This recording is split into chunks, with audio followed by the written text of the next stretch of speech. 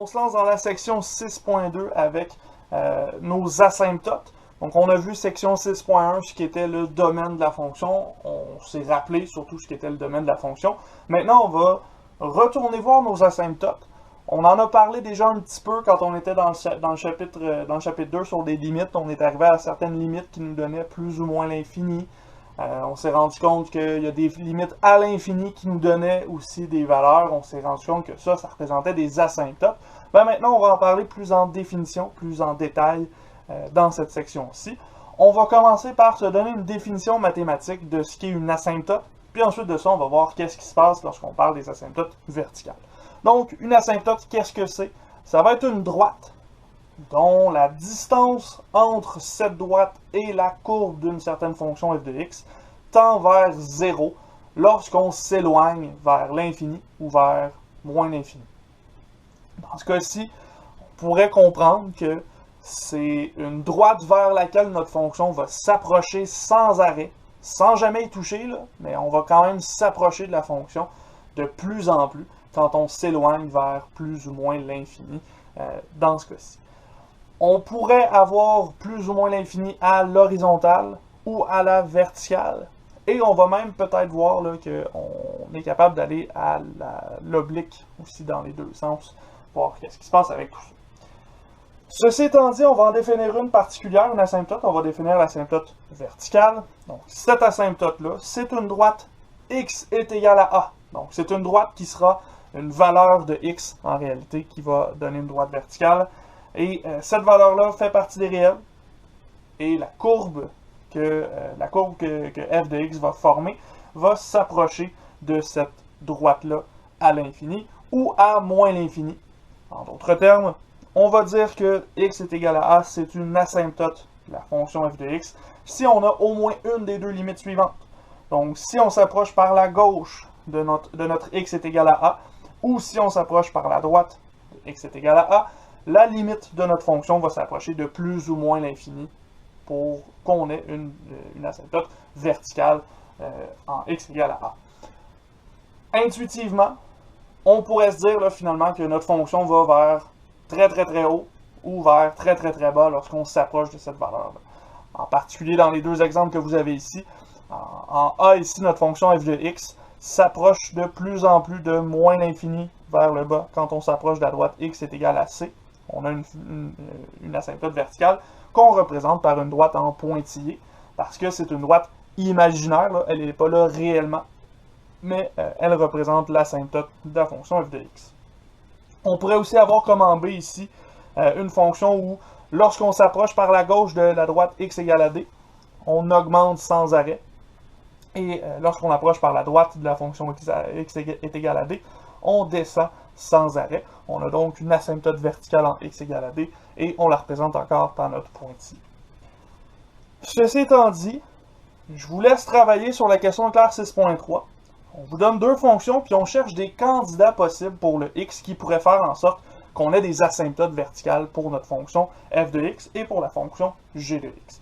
Je vous rappelle que pour f de x, comme c'est une rationnelle, on avait vu déjà dans le chapitre 2 que lorsqu'on avait des racines de notre dénominateur, donc des valeurs de x qui annulaient le dénominateur, on risquait d'avoir une asymptote verticale. Et pour le ln, on se souvient que le logarithme naturel tend vers moins l'infini quand l'intérieur de sa parenthèse s'approche de 0. Donc, essayez de trouver des zéros pour le dénominateur et pour l'intérieur de la parenthèse et vous devriez être capable de solutionner ces problèmes-là, puis trouver des valeurs qui sont plus propices à donner des asymptotes pour f de x et g de x.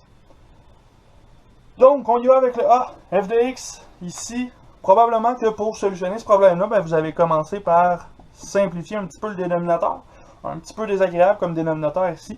Mais si je mets un x exposant 3 en évidence, j'obtiens quelque chose d'assez évident pour le dénominateur. Quand est-ce que mon déno va être égal à 0? Lorsque x va être égal à 0 ou lorsque x va être égal à 6. Donc ici, x égale à 0 ou x égale à 6 sont des asymptotes. Je vais écrire de façon paresseuse. Asymptote verticale AV dans ce cas-ci. En B, on a une fonction logarithmique Et cette fonction-là, encore une fois, on peut la simplifier pour que ce soit plus fun à utiliser dans notre travail. Dans ce cas-ci, on va utiliser le ln de x plus 1 fois x moins 5. Parce que cette fonction quadratique-là, x carré moins 4x moins 5, on peut la décomposer comme étant x plus 1 fois x moins 5. Vous pouvez utiliser la formule quadratique pour vous rappeler de ça. Sinon, il y a le produit somme aussi qui fonctionne très bien.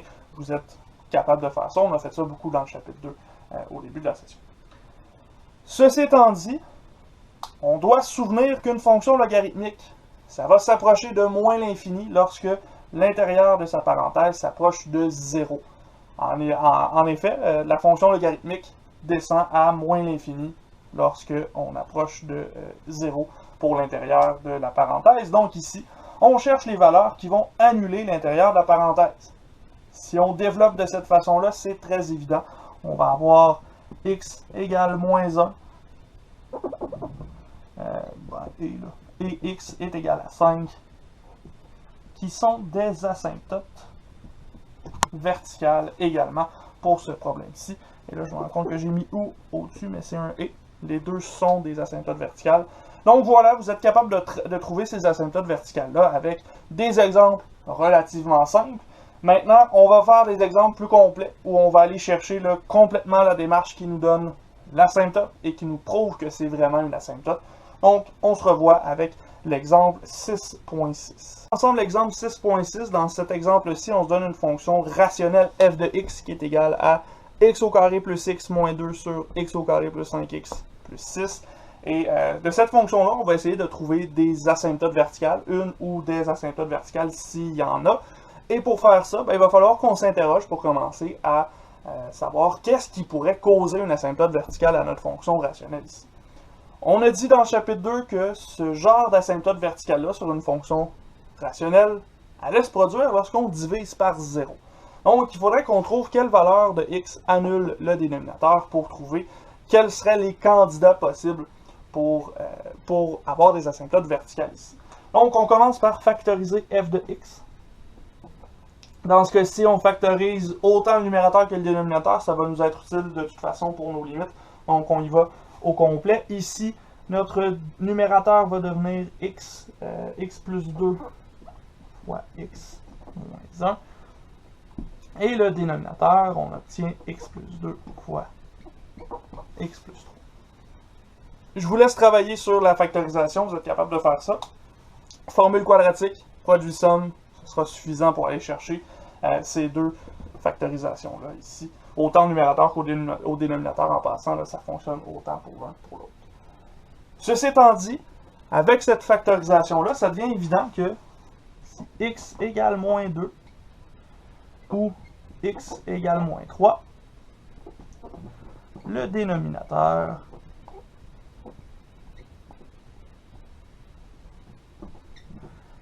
est nul.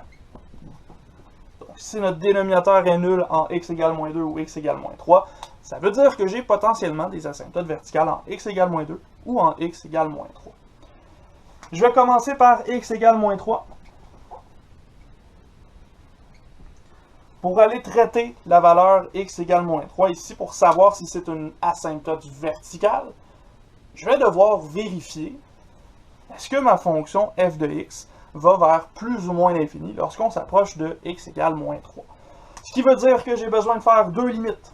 Je vais aller chercher la limite lorsque x s'approche de moins 3 par la gauche de ma fonction f de x. Dans ce cas-ci, cette limite-là, je vais la remplacer par la limite de mon expression simplifiée. Donc, x plus 2 fois x moins 1 sur x plus 2 fois x plus 3. Mais x plus 2 vont s'annuler entre eux. Il va me rester la limite lorsque x tend vers moins 3 de x moins 1 sur x plus 3. On a donc une forme ici, moins 4 sur 0 moins. Un négatif sur un négatif, ça nous donne plus l'infini. Donc on a une limite qui s'en va vers l'infini lorsqu'on s'approche de x est égal à moins 3. Ce que ça veut dire, c'est que ça ici déjà, ça nous confirme qu'on a effectivement une asymptote verticale en x égale moins 3. On va quand même vérifier de l'autre côté. Limite lorsque x s'approche de moins 3 par la droite de f de x.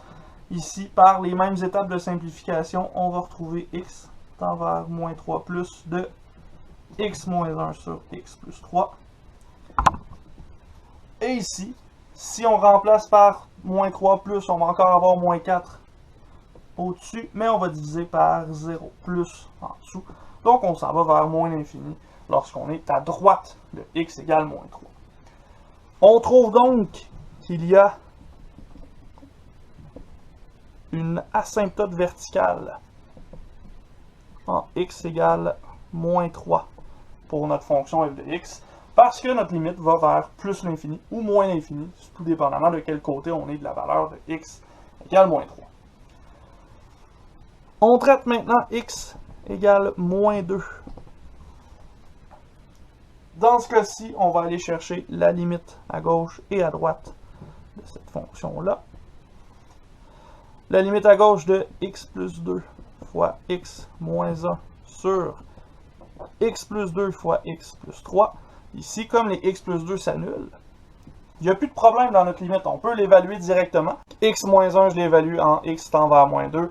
Moins 2 moins 1, ça me donne moins 3. Et en dessous, x plus 3, moins 2 plus 3 va me donner 1. Ce qui veut dire que ma limite à gauche vaut moins 3. En ce moment, comme j'ai une valeur pour ma limite, je n'ai pas d'infini, j'ai l'impression qu'il n'y a pas d'asymptote verticale en x égale moins 2. Je vais aller vérifier ou confirmer plutôt mon résultat avec la limite à droite. Encore une fois. Mes x plus 2 vont s'annuler. Au numérateur, j'obtiens moins 3. Au dénominateur, j'obtiens 1 aussi. J'ai effectivement une limite à gauche et à droite qui valent moins 3. Ce qui veut dire que ma fonction s'approche plutôt de moins 3 lorsque x s'approche de moins 2. Et ça ici, ça m'indique, vu que j'ai pas l'infini ou moins l'infini pour mes deux limites, qu'il n'y a pas d'asymptote verticale en x égale moins 2, parce que mes limites ne s'en vont pas vers plus ou moins l'infini. Ma fonction se stabilise autour de moins 3. Par contre, il faut faire attention. F de moins 2 n'existe pas. Vous pouvez l'essayer, remplacer x par moins 2 dans ce cas-ci, et vous allez avoir une division par 0. Ça ne fonctionne pas. La fonction n'est pas définie ici, mais elle s'approche quand même de moins 3. On a ici une discontinuité par trou. On peut se rappeler de ce qu'on a fait dans le chapitre 2 sur la continuité. Chapitre 1, en fait, sur la continuité. On peut aller identifier ce type de discontinuité-là, étant donné qu'on a nos limites et que la fonction n'existe tout simplement pas. Donc, si on avait à tracer cette fonction-là, il faudrait savoir qu'on a une asymptote verticale en x égale moins 3 et on a un trou en x égale moins 2 dans la fonction. Ce dessin-là, il est dans vos notes, vous l'avez dans le manuel, je ne le referai pas sur le tableau parce que je ne suis pas si bon que ça pour dessiner des graphiques. Donc, je vous laisse aller voir ça dans le manuel, vous avez ça en bas de la page 325. Nous, ce qu'on va faire, c'est plutôt se déplacer à la page 326. Je vous laisse faire la question est claire, puis ensuite de ça, on fait un dernier exercice, exemple pour cette section-ci. Si la question est claire, justement, on vous donne la fonction f de x qui est égale à moins 3 sur x moins 5. On l'a déjà vu, là, cette question-là, un petit peu plus tôt dans cette vidéo-ci. Je vous demande d'aller me chercher là-dessus, d'aller me chercher les asymptotes verticales possibles. Donc, vous allez faire un peu comme ce qu'on a fait dans le dernier exemple. Vous allez trouver qu'est-ce qui peut annuler le dénominateur, puis vous allez évaluer vos limites là-dessus. Nous, on se revoit dans quelques instants. Donc, faites pause, essayez ça, puis on se revoit dans un instant avec la solution de la question éclair. Donc, question éclair, cette fois-ci, on a une fonction rationnelle avec un dénominateur beaucoup plus simple. Pour voir qu'est-ce qui peut annuler le dénominateur, ben là, on n'a pas besoin de factoriser, c'est déjà factorisé. On sait que x égale à 5, c'est une valeur qui annule le dénominateur. Donc, comme x égale à 5 annule le dénominateur, on va avoir une division par 0. On veut voir est-ce que cette division par 0-là nous donne une asymptote verticale. Dans ce cas-ci, probablement, étant donné qu'il n'y a rien qui annule notre x-5 au numérateur. On regarde ça ensemble, on va faire la limite à gauche pour notre fonction f de x. Donc, limite à gauche lorsque x s'approche de 5 de moins 3 sur x-5. Ici, on obtient moins 3 sur x-5 lorsqu'on est un petit peu plus petit que 5. On va avoir ici un 0 négatif. Moins 3 sur 0 moins, ça nous donne plus l'infini.